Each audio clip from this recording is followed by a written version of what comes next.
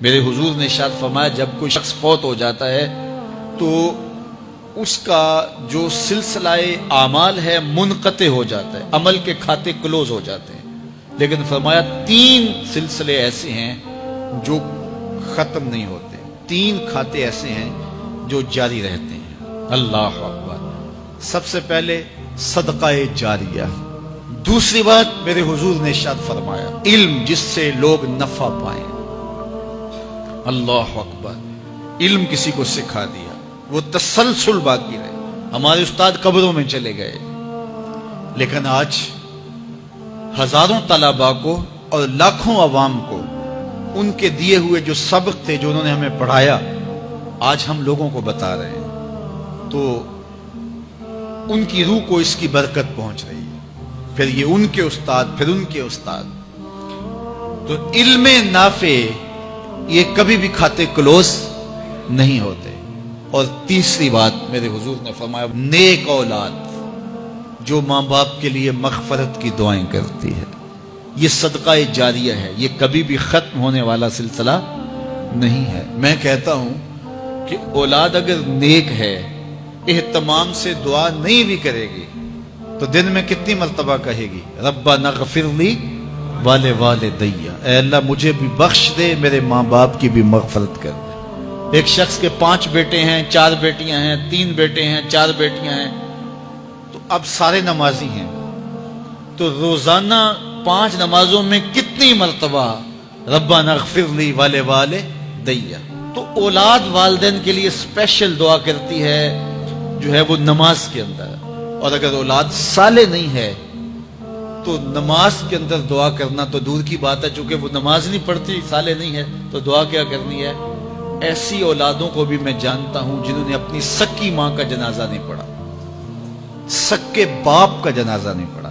ویسے ایک ایسے بد نصیب کو میں جانتا ہوں جس نے واقعتاً نہیں پڑھا، آیا ہی نہیں، قبرستان میں بھی نہیں آیا، لیکن بہت سارے ایسے لوگوں کو میں جانتا ہوں جو قبرستان میں آئے ہیں لیکن اپنے باپ کا، اپنی ماں کا جنازہ نہیں پڑھا، جنازگاہ میں کھڑے رہے، جنازہ نہیں پڑھا۔ آپ سوچتے ہوں گے کوئی ایسا بد نصیب بھی ہو سکتا ہے؟ میں کہتا ہوں ایسے بد نصیب لوگوں کو آپ بھی جانتے ہیں۔ یہ کون بد نصیب ہیں؟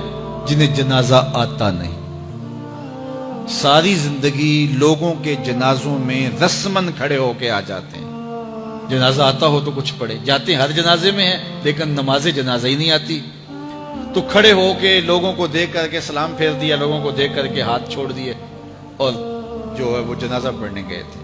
اور جب اپنے ماں باپ فوت ہو جاتے ہیں تو کیا سارے کام چھوڑ کے جنازہ سیکھتے ہیں کہ ساری زندگی لوگوں سے فراڈ کیا، دھوکہ کیا، آج اپنی سکی ماں کو دھوکہ تو نہ دوں، آج اپنے سکے باپ سے تو فراڈ نہ کروں۔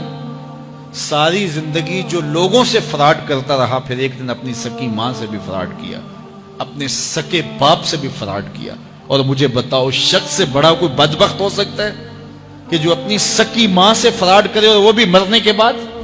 سکے باپ سے فراڈ کرے، اس کی لاش پڑی ہوئی ہو اور وہ اس سے فراڈ اور دھوکہ کر رہا ہو، اگر اس کے اندر ضمیر ہو تو ڈوب کے مر جاتا کہ میں اپنی ماں سے فراڈ کر رہا ہوں اور اپنے باپ سے فراڈ کر رہا ہوں۔ تو یہ کتنی بڑی بد نصیبی ہے کسی اولاد کی اور کسی ماں باپ کی بھی کہ اس کی اولاد بھی اس کے لیے جنازہ پڑھنے کی صلاحیت نہیں رکھتی ہے۔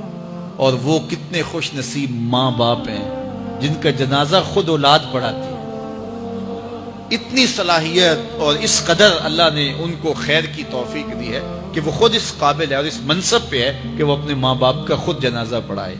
کوئی جنازہ پڑھائے بڑی برکت ہے، لیکن جس خلوص سے بیٹا دعا کر سکتا ہے کوئی اور تو نہیں کر سکتا ہے۔ تو اپنی اولادوں کو نماز جنازہ سکھاؤ، اپنی اولادوں کو دین سکھاؤ، یہ عادی بن جائے نماز کے، تاکہ بعد از انتقال دعاؤں کے سلسلے جاری رہیں۔